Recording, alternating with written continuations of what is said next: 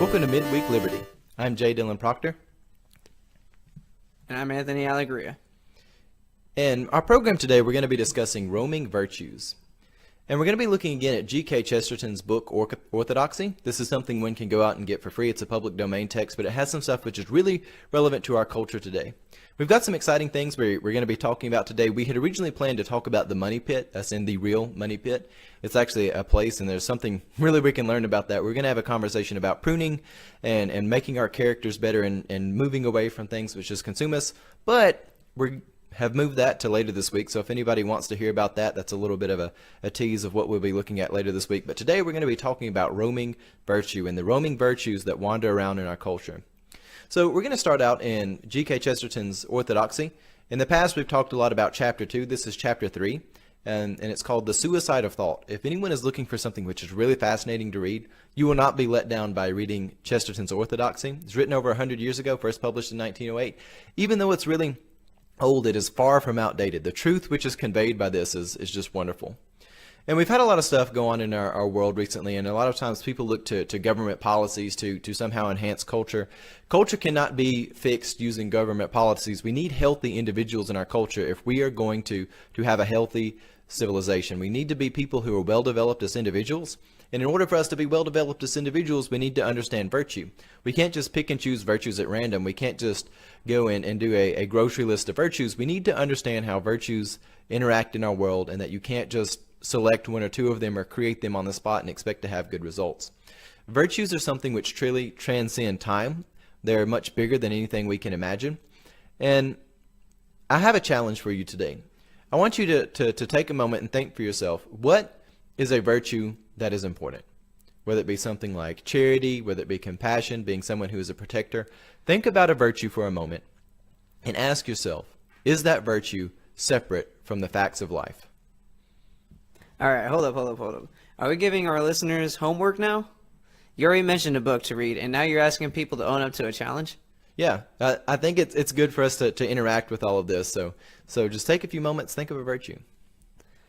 All right, so you'd want everyone to think of a virtue, such as charity or the act of protection, and then contemplate if that virtue is separate from all other facts of life?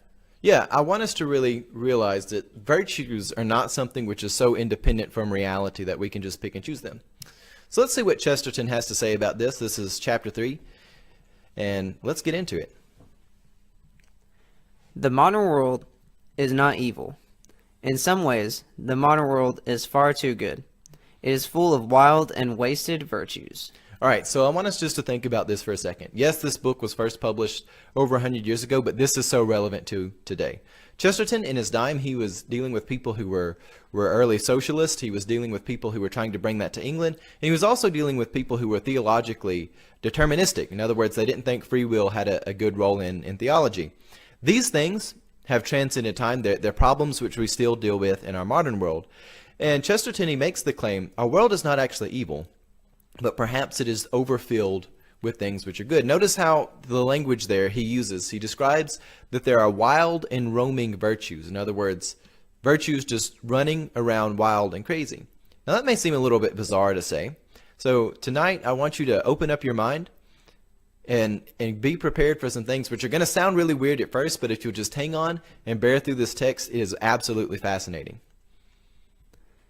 When a religious scheme is shattered, as Christianity was shattered at the Reformation, it is not merely the vices that are let loose. The vices are indeed let loose, and they wander and do damage. Okay, so when we think of things like the Reformation, whenever we think of church structures collapsing or more traditional things collapsing, we think the sort of logical conclusion that people will go off and they will indulge in the vices of the world. They'll go and they'll become hedonists. They'll just want to pleasure themselves and just indulge in the things which are fun and move away from meaning. This is true. This is true to a large extent. People, when the structure of things collapse, they will go and indulge in vices. However, there's much more to it than that. Obviously, that's the easy thing to see. But what about the side of virtues? What happens there? But the virtues are let loose also, and the virtues wander more wildly, and the virtues do more terrible damage. All right, so this is fascinating. As we read Chesterton, he makes this argument that when things collapse, when morality and civilization collapse, when something like the Reformation happens, which again, last week there was the 500th anniversary of the Reformation, and it's a very big deal. If anyone is not familiar with the history of that, I encourage you to go and learn about the Reformation. Even if you're somebody who doesn't see yourself as part of the faith, you need to know about the Reformation. It's very important. Well, anyways, Chesterton says when these things happen, sure, the vices go out in the world, but the really damaging things can be when the virtues are let loose. When the virtues become wild, when they become undomesticated, when virtues go out and they separate themselves and they roam around aimlessly. So let's continue on hearing what he has to say. The modern world is full of the old Christian virtues gone mad. The virtues have gone mad because they have been isolated from each other and are wandering alone. Thus some scientists care for truth, and their truth is pitiless.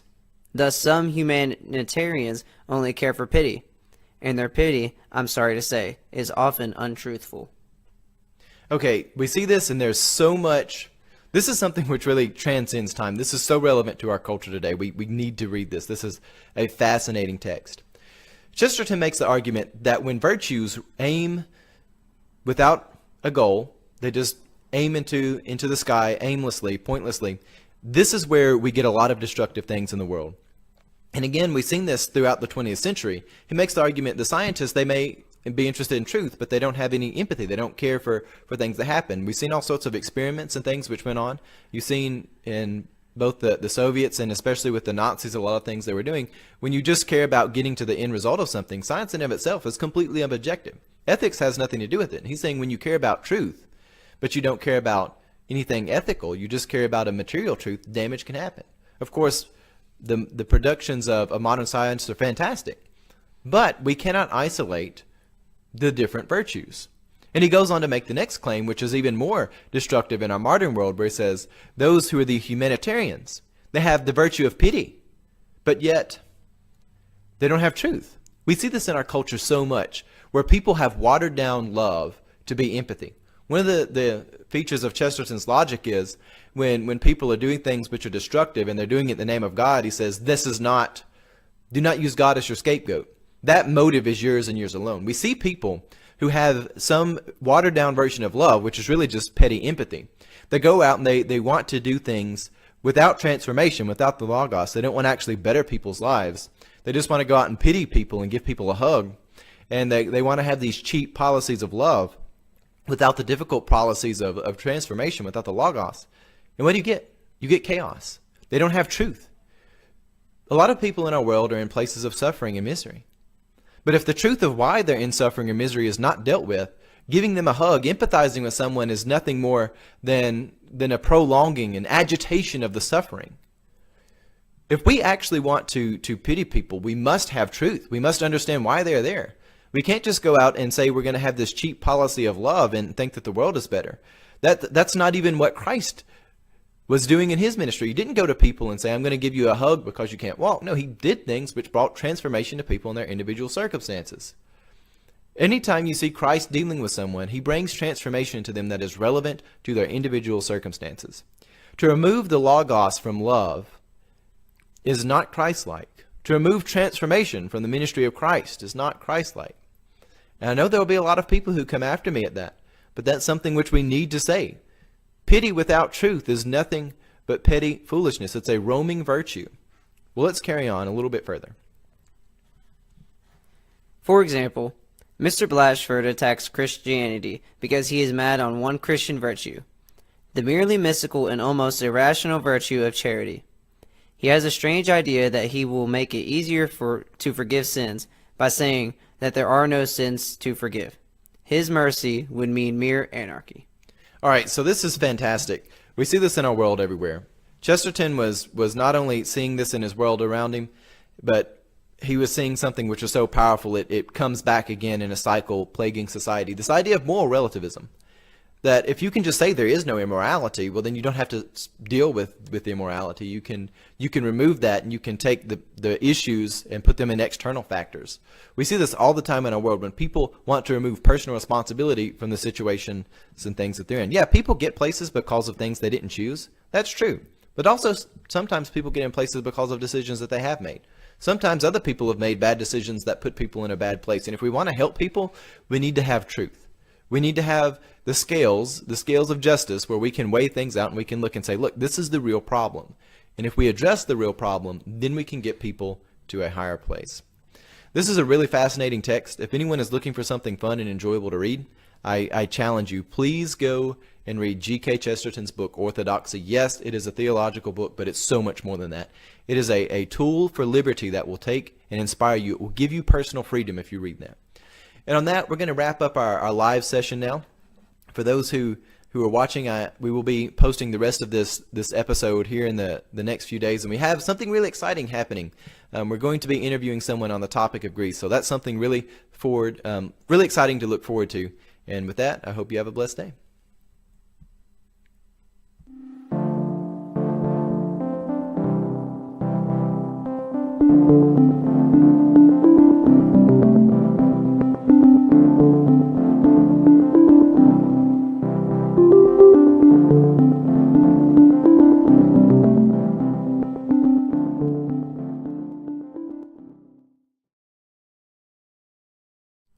All right, I hope everybody is prepared to look like a giant grotesque monster from an H.P. Lovecraft novel or short story, because we are about to make contact with a higher plane of thinking. We're going to continue on reading in G.K. Chesterton's book, Orthodoxy, which, by the way, is free. It's a public domain book. You can find it on Amazon Kindle, and you can get it for free. We're going to be reading in this Chapter 2, The Lunatic. There's something in there which is fantastic, very relevant to today's culture, so we're going to get right in that. And yes, I did throw in a little bit of a joke about the H.P. Lovecraft monsters, the bloodborne monsters. There's something bizarre in that sort of horror where when people reach a higher thinking of knowledge, they turn into a monster. But it kind of rings consistently with what G.K. Chesterton notes about the sane man. The sane man realizes that he has a touch of the madman. The sane man realizes that he has a touch of complexity, that he's more complex than he is self-aware, that he has doubts. He has a touch of the monster within him. All right. So going straight into this, we're going to read a quote from Chapter 2. So everybody hear this. Keep an open mind as we read this, because it is so relevant to today. I want everybody to really indulge in this. The Christian admits that the universe is manifold and even miscellaneous, just as the sane man knows that he is complex. All right, I'm going to take a second and say, a lot of times people hear me say that people are more complex than we are aware. How complex we are. The world is more complex than we are aware of it. G.K. Chesterton, again, was making this argument. I am by no means the first person to make this argument. Chesterton's making it back over 100 years ago. When we are sane, when we have some level of self-awareness, we realize that we are quite complex. Well, let's continue on reading. The sane man knows that he has a touch of the beast, a touch of the devil, a touch of the saint, a touch of the citizen. Nay, the really sane man knows that he has a touch of the madman. But the materialist's world is quite simple and solid, just as the madman is quite sure he is sane. All right, so that last statement there on the materialist and the madman both being sure they're sane, that their world is solid, that's what I want us to talk about. Many times we hear the language of materialist. We might associate that with materialism. We might associate that with consumerism, the idea of people really being obsessed with things and putting too much value in things. When Chesterton is talking about the materialist, he is talking about people who look at the world purely in environmental terms. They do not care for things which are abstract. They do not see transcending truths in the world. They see everything in the world operates on this cause and effect relationship. We see this in our world today. It's not under the language of materialists, but we see people in our world today who see everything as purely environmental. Personal responsibility, merit, have little to do with it. It's all environment which dictates who people are. And these people are hyper obsessed with demographic things like race, people's socioeconomic status. They're obsessed with what gender people are, and so forth and so on. These people, these collectivist people, are exactly the same thing as the materialists that Chesterton is talking about here. They think that their world is solid. They see the world. They think everything is just as they see it, and they're completely sane. And they never have any room for doubt. Because if they had doubt, then everything would fall.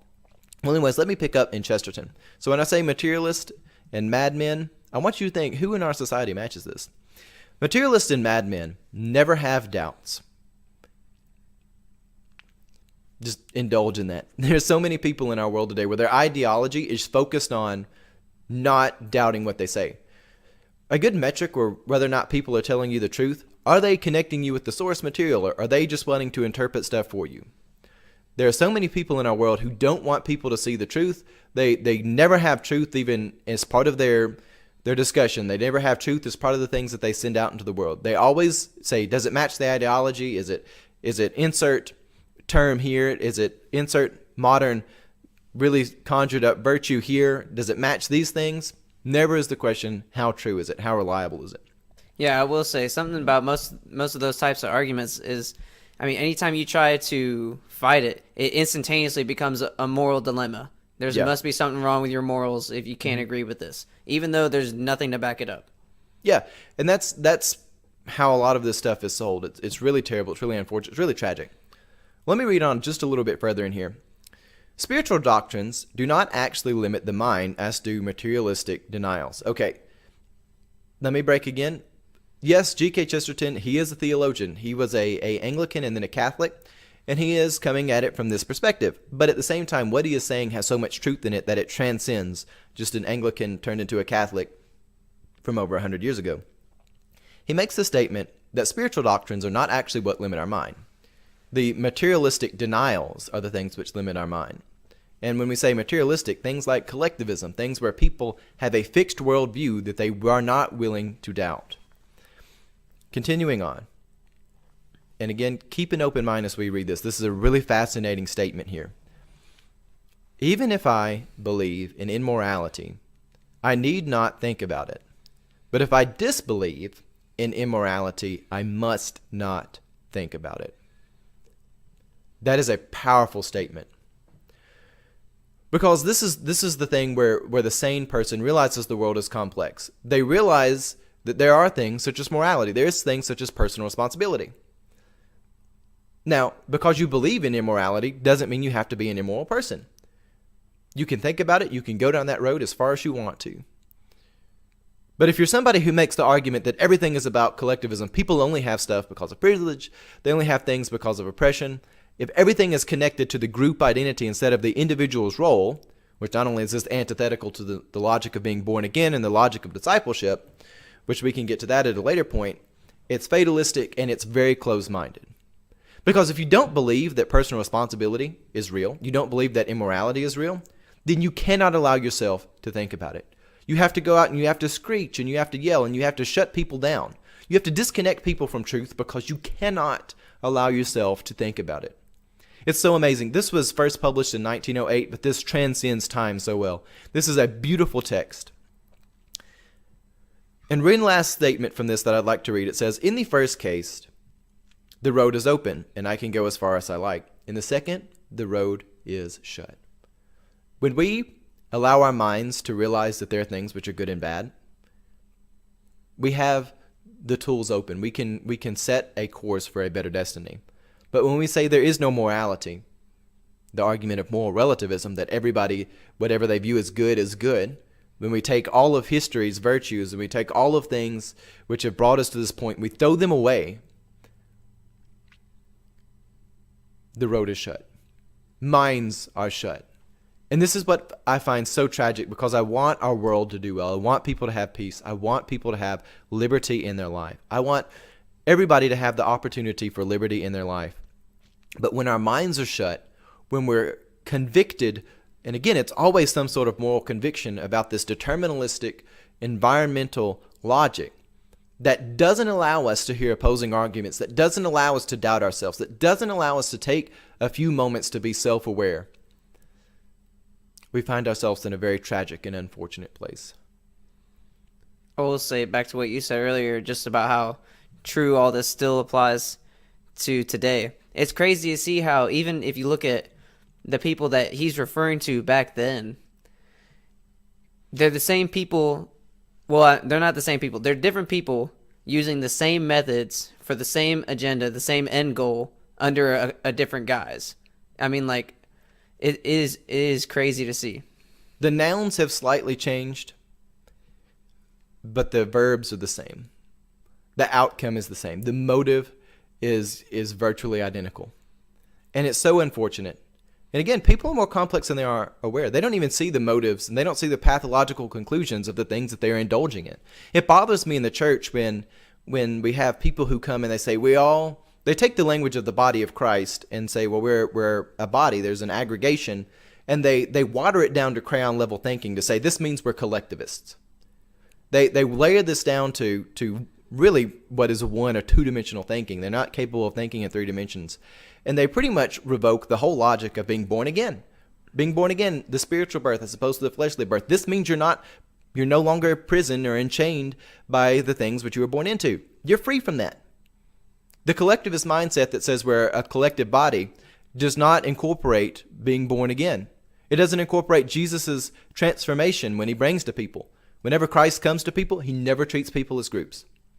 And what I mean by that, Nicodemus comes. He doesn't put the guilt of the Pharisees on Nicodemus. The woman at the well, he doesn't deal with her as some abstraction of humanity. He deals for her who as she is. When there's a blind man, there's a man who can't walk, he tells people, get up, go walk. It's always transformation tailored to their circumstances. Jesus always considers the circumstances of the individual. Collectivism doesn't do that. Being born again means your individual circumstances are dealt with and you're brought to a higher place. Yeah, there's a body, but there's many members. One doesn't go to the doctor and say, well, I've got a sore on my arm. And they say, well, we're going to give you something which is to just treat general skin disease when you've got a broken bone. This idea of collectivism, one size fits all, is so lazy thinking. People have been doing it for a long time. Just because it's in new clothes and the nouns have slightly changed doesn't mean it's changed. And that's that. We'll be back in a bit.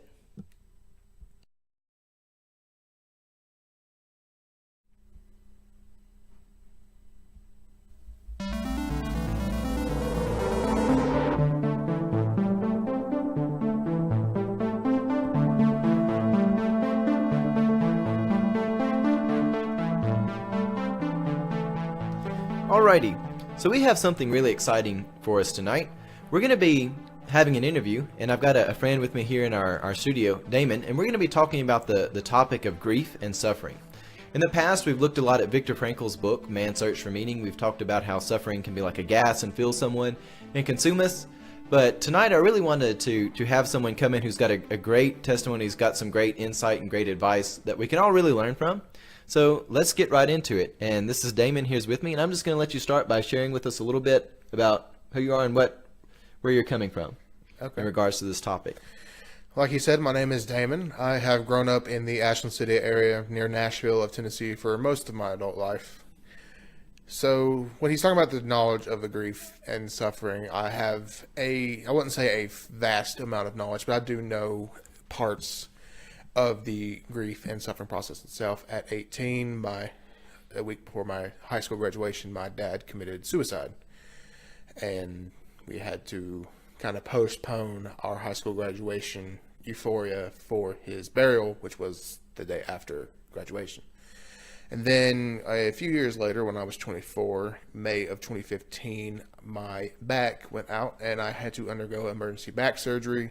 And for a brief period of time was severely weakened from the waist down to where I had to learn how to basically walk again, and was kind of had to treat it like pretty much like a child. I had to crawl, and then from that I had to learn how to walk, assisted with a walker, and then slowly learning how to get my legs and body moving the way they did. So I wouldn't say I've had the easiest life. That's just the two major things that I can think of right now that have caused some grief and some suffering, but it's not been a horrible life, but it has had its unique set of challenges.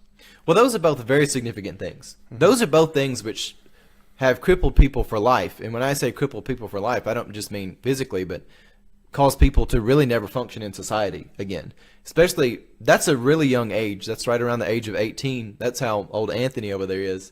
But to have something that devastating at what is normally a peak of people's lives, high school graduation is sort of that going into adulthood. We've finished this era, everything's coming together, and that was a huge, huge event. And I know you had mentioned to me in the past this idea that grief, and when your dad had passed, a lot of people really wanted to point blame and do a lot of stuff like that. But you were saying grief was not just about involving yourself in the suffering, but there was something about grief where you remembered the good times. And grief was not always just about the negative history, but also there was something to grief where, well, I'll just let you share with it a little bit. And that's kind of what I mentioned to you earlier in the past about that was during the funeral and even the months afterwards the funeral, there was a lot of finger pointing. There was a lot of victim blaming, in a sense. People wanted to try to point out why he did it, what caused it, who inhibited it, who kind of pushed him to that edge. And it was a lot of negativity. It was a lot of, he did it because of you. No, he did it because of this. No, he did it because of that. And what I realized later in life, after watching just looking at old pictures, watching old videos, and just remembering is that grief, a lot of people want to make grief a one spectrum thing. Just sadness.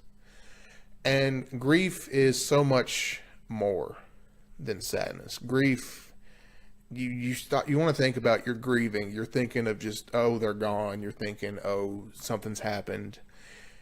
But you also think of the better times. You know, the times when the person was around, the times when you didn't have your certain affliction, and you think about the happiness that coincides with that grief. It's a very yin-yang kind of thing. You have the grief, but then you have the good parts that can both pull you out of, and then not only that, can intensify the grief as well. And it became a point to where it was one of the things that helped me kind of let go of my grief, was realizing that his life was not comprised of that one moment. There were plenty of moments, both good and bad, throughout his life, and that a person's life or event should not be classified by one thing, such as grief. And even grief itself should not be classified under one spectrum. It can be a varying spectrum. It can be it's like a piece of a puzzle that paints the bigger picture of what his suicide was. His suicide was tragic, but that doesn't mean that his life had to be tragic because of the suicide. It just meant that life got a little much for this person, and they decided that was the way but that wasn't him throughout his life. He was a good person. He was a bad person. He was a person, not classified by grief. I think that's really one of the most powerful things I think I've heard someone.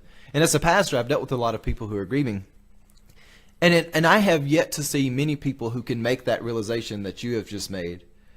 And it's something which, when you first told it to me, it took me back for a second. I thought, this is an attitude that is so rare and so unique. This is something which is powerful enough. We need to share this thought with others, that grief is not just about sadness. That grief should not just be defined by a single moment. Because I think that, as people, our minds like to focus on one moment. Because we can sort of concentrate, well, if somebody's no longer with us, we can concentrate around the moment of that passing. And if there's such a great tragedy as what you had mentioned there, it can overwhelm us and it can cloud our minds and disable us from really being able to see the bigger picture. And that's just a fascinating thing. People really need to take a few moments and chew on that idea that grief is not just about a monolithic slab of one moment that covers everything, but it's something where you remember the dynamic life that somebody had. That's our world is so moved away from critical thinking. We've talked about this a lot in our program, but that really is taking the idea of critical thinking to grief and saying, I'm going to be bigger than this moment and remember everything about them. And that was something outside of just your normal, that was another person involved. But then you later in life, you had something again, which a lot of people will use that as an excuse to really write off the rest of their own life, having such a tragic physical illness come upon you at a young age. So tell me a little bit about that and your attitude that you had with that situation, because when you were talking about your attitude in the hospital and when you found out that you had the problem, your attitude was, again, it was different than almost anyone I've ever seen in that situation. So in the beginning, after my back surgery, I had an emergency laminectomy on 3 discs in my back. Basically, my nerves were pinched between the bits of bone, the lamina in the spine, and my discs had pinched my spinal cord together and had caused almost paralysis on my lower half. So the doctor performed the lamina, removed the lamina. My spine is still stable. My nerves have all this room. And as you can tell, my legs, they work. You can't see them, but they can work. I can wiggle my toes. I can walk around. I can even jog. Everything works as it should. I still suffer from a case of back pain, but that's only if I've exerted myself standing for longer than I probably should, and etc. I can walk just fine, jog just fine. I really don't experience any pain, etc. But it was the couple days after I'd gotten out of the ICU that I was actually in the rehab floor trying to learn how to do everything again. By that point in time, I'd learned, I'd regained almost everything except for the strength to actually walk and, wiggle my toes and ankles. It was a particularly trying day. It was a day after I learned how to shower and stuff. I'd hit my head in the shower. I'd completely broken down, life, again, grief, suffering. And I don't know what possessed me. I was alone in my hospital room. My family had gone for supplies or something. I can't remember what it was, but I got on the internet and I was checking. We had a GoFundMe for my hospital bills, and I was looking around just local GoFundMes to see what everybody was doing. And there was this one. It was about this 2-year-old girl. No, it was about this year-old girl. She had a car accident in Jolton where a drunk driver had hit her mother's car, and it killed the mother on impact. She had 2 siblings in the car, which walked away with just scrapes and bruises. But this little girl, who was a year old, suffered an injury which pretty much, at 1 year old, rendered 3 out of her 4 limbs completely immobile. She could only really move her left arm and hand, and she could maybe wiggle her fingers on her right hand, but that was about it. There was this little girl, fresh, new in life, still infant, could barely understand, the world around her, and it was taken away like that by the actions of someone else. And they were taking this girl to the best neurosurgeons, the best rehab facilities, and her future was up in the air. And it was just the families begging for any donation to help this little girl. And it kind of really brought me back to my senses, where it wasn't so much that I was downplaying my own situation, because my situation was still pretty bad. It wasn't horrifically bad, but it was still one of those, I need to learn how to walk again, or I could be wheelchair bound for the rest of my life. Fortunately, I wasn't. I thank God every day for that. But it was realizing that other people suffer and can suffer so greatly that you can't ignore everybody else because your world is crashing around, because it creates that isolationist ideal that the world around you is only unfair to you, when the world is a random place and can be unfair to anyone at the drop of a hat. This little girl 1 minute had her mom, had her whole family together, was, she could move everything, and then it was a split-second decision, and now she's immobile and has lost her mom. So it's kind of that point where I kind of snapped back to reality and realized that I didn't have time to grieve. I didn't need to grieve for myself, because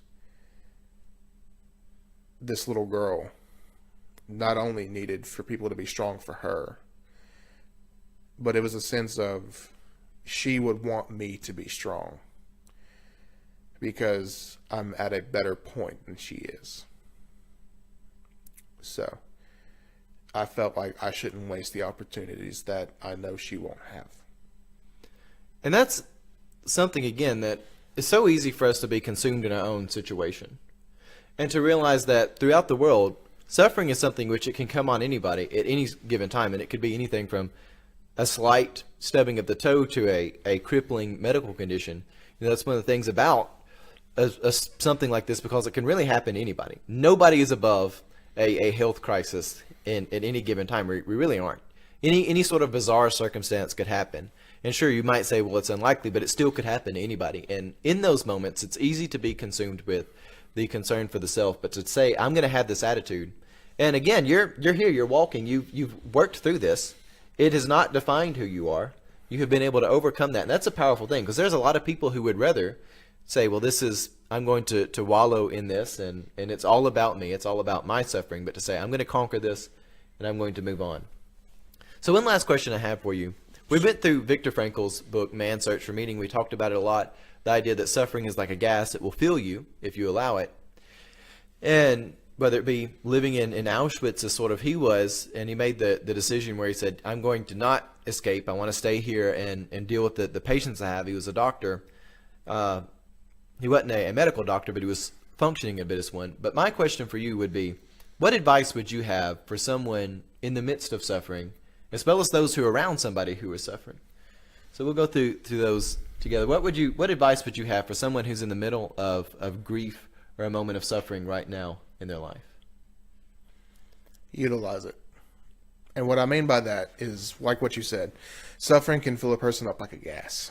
And that can be all that they are composed of, is just, I'm suffering, I'm suffering, I'm suffering. But one of the things that I used, not only in my dad's suicide, not only in my back surgery, but even nowadays when something bad happens, I believe, and this is just a personal philosophy, but there is a point to suffering that maybe we don't understand. We might never understand. Only until after we die will we understand what it is. And to me, there's only two ways you can really deal with suffering. You can either let it fill you, let it consume you, and that's all you focus on. Or you can utilize your suffering in a way that gets you out of that suffering. You turn that gas into a fuel source. And an example of that would be when I started to learn how to walk again. It was really hard for my legs to, because I'd lost a lot of muscle mass. It was really hard for my legs to pick up my body and move it. And it was painful. It wasn't painful in the sense of my nerves were hurt, my back was bothering me. It was a sense of, it was literally like trying to run a 5K after doing 100 squats, after having to walk across hot coals. That was just my muscles like, I haven't done this in 2 months. Stop. You have to realize that suffering doesn't have to be meaningless. It can mean something. And what you do with that suffering ultimately defines where you'll go. If you want to let it consume you, you will go nowhere. And that's it. But if you take the suffering and you work it to your advantage. For me, my legs were bothering me. My legs were weak. The suffering was, I couldn't really move. So I took that suffering and continued working my legs to where they would not suffer as much when working them. It was just like a workout. And slowly but surely, my legs became accustomed to lifting the weight. My suffering became my fuel source, and eventually I got back to where I could walk just fine. With my dad's suicide, my suffering was remembering the fact that he's no longer here. But then it became, yes, he's no longer here, but remember the good times you had with him. Don't let it overweigh the fact that he's not here. And that's what I really think people need to understand. You might suffer, but make it mean something. That really is the heart of the whole book, Man's Search for Meaning. That's a whole embodiment of it, is you find meaning in life when you don't let it consume you, but you find a way to work through it. You use it, turn it into a fuel source. That's fantastic. But last thing, as far as other people, because again, people tend to behave in aggregations. And earlier you'd talked about how people, they always wanted to point fingers. Well, what is the proper way of dealing with someone who is in the midst of suffering and moving people away from it? It's not just about blame. It's not just about that moment. But what would you say about moving towards the bigger picture there, realizing it's not just about the sadness of it? If you're trying to assist somebody who is suffering, realize that where they are right now is a place nobody should be. It's not a good place for the mind, body, or spirit. So if they lash out, if they get angry, if they cry, the best thing you can do is be there for them.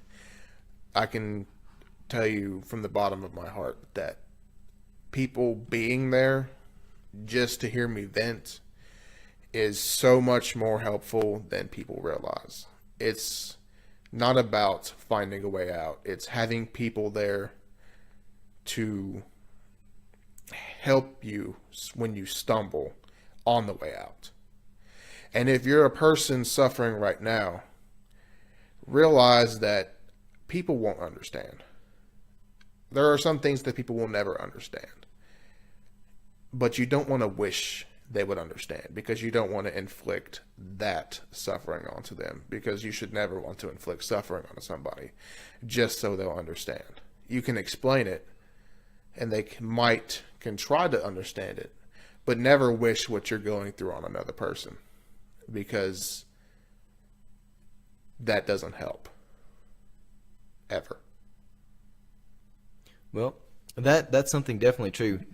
So many people, again, it kind of goes back to that internal resent. Well, anyways, thank you much, man. It's been great having you on. Of course, you're always welcome here with us. It's been great. We may come back and talk about some other things in the future. And on that, I hope everybody enjoyed our program. And you can find us now. We're on iTunes. That's sort of the big announcement we have. We're now a podcast on iTunes. If you get on iTunes and search for Kingdom of the Logos, you can find both the midweek Liberty programs as well as the Tools for Liberty programs. And of course, we're always on YouTube and on Facebook. And please subscribe. And on that, I hope you have a blessed day.